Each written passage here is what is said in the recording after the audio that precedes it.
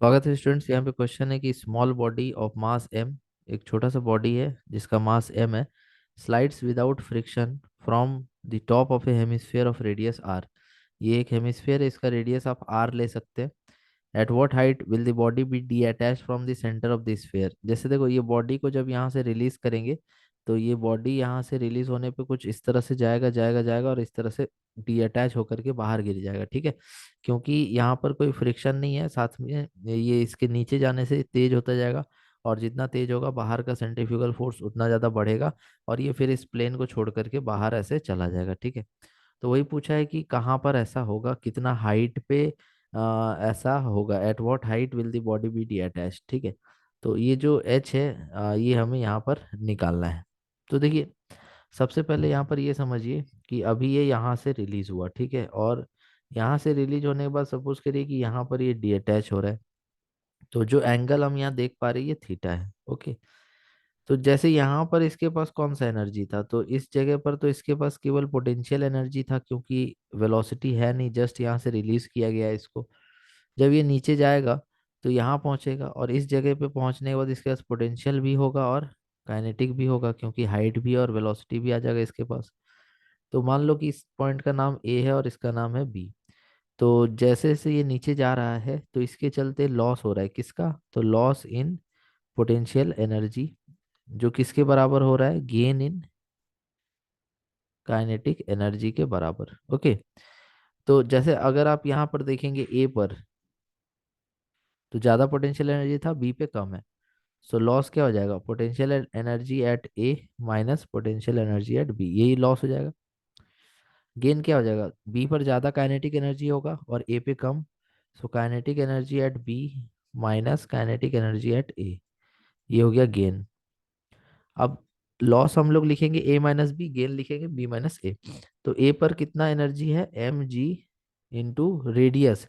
पूरा रेडियस यहाँ से ओ से लेके ए तक कितना है, आर है, so M G into are, minus B तक का हाइट एच है, so M G into H, equal to kinetic energy at B half M V square minus kinetic energy at A zero, वहाँ पे कोई kinetic energy नहीं था। M M cut गया, यहाँ से एम कट गया। तो अगर आप देखेंगे तो यहाँ पर आपको मिलेगा G R minus G H is equals to we square upon to.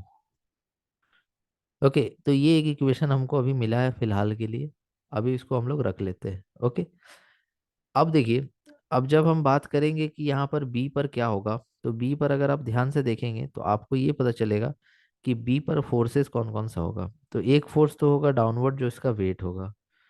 ठीक है, इस डाउनवर्ड फोर्स जो वेट है इसका दो पार्ट्स होगा, दो कंपोनेंट्स होगा, एक होगा टेंजेंशियल डायरेक्शन में और एक होगा सेंटर की तरफ। ठीक है, इस mg का दो कंपोनेंट्स हो जाएगा, ये mg है और चूंकि ये थीटा माना था हमने तो ये भी क्या हो जाएगा, थीटा। तो उस हिसाब से इस तरफ जो कंपोनेंट आएगा वो आएगा mg cos थीटा और टेंजेंट की तरफ जो कंपोनेंट आएगा वो आएगा mg sin थीटा। यहाँ तक समझ गए। अब यहाँ इसके बाद आप देखेंगे अगर तो बाहर की तरफ भी एक फोर्स होगा और वो होगा आपका सेंट्रीफ्यूगल फोर्स, इस तरफ बाहर की तरफ, M V square upon are,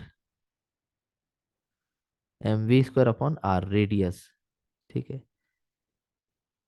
ये हो जाएगा। तो साथ में एक और, जैसे ब्लॉक कुछ सरफेस पे रखा हुआ है तो एक और फोर्स जो यहाँ पर एप्लीकेबल है, and that force is normal force which is perpendicular to the surface. तो ये नॉर्मल भी इस तरह से बाहर की तरफ ऐसे ही लगेगा। सो नॉर्मल फोर्स भी इस तरह से रहेगा।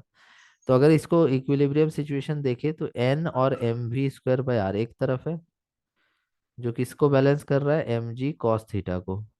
ठीक है, और अगर आप ध्यान से देखें तो हमको बोला गया है कि जस्ट ये कांटेक्ट लूज करेगा, डी अटैच हो जाएगा बी पे जाने के बाद। तो इस वजह से normal force will be nearly equal to zero, otherwise वो डी अटैच नहीं, डी अटैच होना मतलब सरफेस से कांटेक्ट छूट जाना। और जब सरफेस से कांटेक्ट छूटने वाला है तो फिर वहां पर नॉर्मल फोर्स किस तरह से एक्ट करेगा, नहीं कर पाएगा। तो इस वजह से therefore normal will be zero. And उसके बाद अगर आगे बढ़ेंगे तो M V square by R will be equal to M G cos theta, और यहाँ से एम और एम कट गया तो मेरे को वी स्क्वायर इक्वल टू मिल रहा है आर जी कॉस थीटा। ठीक है। तो वी स्क्वायर यहाँ पे क्या मिल गया, आर जी कॉस थीटा। इस वी स्क्वायर को हम पुट कर देंगे इक्वेशन नंबर 1 में। तो आगे बढ़ते, इक्वेशन नंबर 1 को आगे बढ़ाते।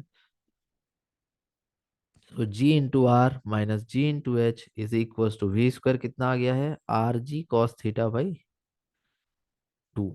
हमें यहाँ से एच चाहिए था, सो जी एच, जी सब जगह से कट जाएगा, तो बचेगा R minus H equals to R cos theta by 2। तो यहाँ से एच इज इक्वल्स टू आ जाएगा R minus R cos theta by 2। अब क्लियरली अब क्लियरली हम देख सकते हैं कि कॉस थीटा का वैल्यू क्या होगा, उसके हिसाब से एच मेरा आ जाएगा। तो देखो, तुमको अगर कॉस थीटा यहाँ पर कैलकुलेट करना है, तो तुम थोड़ा सा यहाँ पर ये लगा दो, ट्रिग्नोमेट्री लगा दो। जैसे ये जो लाइन है,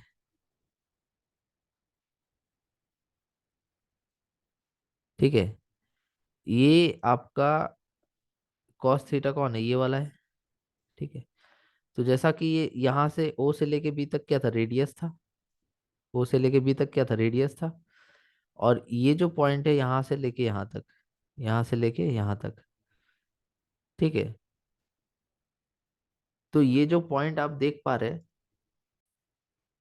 तो अगर आप यहाँ पे इस ट्रायंगल में देखेंगे तो this will be perpendicular and this O A, मान लो इसका नाम, इस पॉइंट का नाम रख दो सी। तो ओ सी इज यहाँ base and C B is perpendicular and O B is hypotenuse. तो ओ सी का वैल्यू हो जाएगा आर कॉस थीटा। ठीक है। तो एच यहाँ पर कौन है, ओ सी के बराबर। सो एच की जगह पे तुम रख दो R cos theta equals to R minus R cos theta by 2। तो यहाँ से आपका आर कट जाएगा, तो ये बचेगा cos theta equals to 1 minus cos theta by 2। इसको इधर भेज दो, cos theta plus cos theta by 2 which is equals to 1। तो ये आ जाएगा 2 + 1 3 cos theta by 2 equals to 1। So cos theta निकल गया 2/3।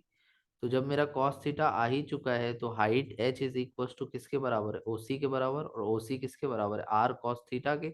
और कॉस थीटा 2/3 है, तो 2r/3 इसका फाइनल आंसर हो जाएगा, जो हाइट हम लोग निकालना चाहते थे। तो हम लोग यहाँ कंजर्वेशन ऑफ एनर्जी यूज किए, फोर्सेस बैलेंस किए, नॉर्मल जीरो कर दिए, जिससे मेरे को वी स्क्वायर का वैल्यू पता चल गया। वी स्क्वायर हम इसमें रख दिए, एक इक्वेशन आया, और एच किसके बराबर था, आर कॉस थीटा के बराबर, इससे कॉस थीटा आ गया।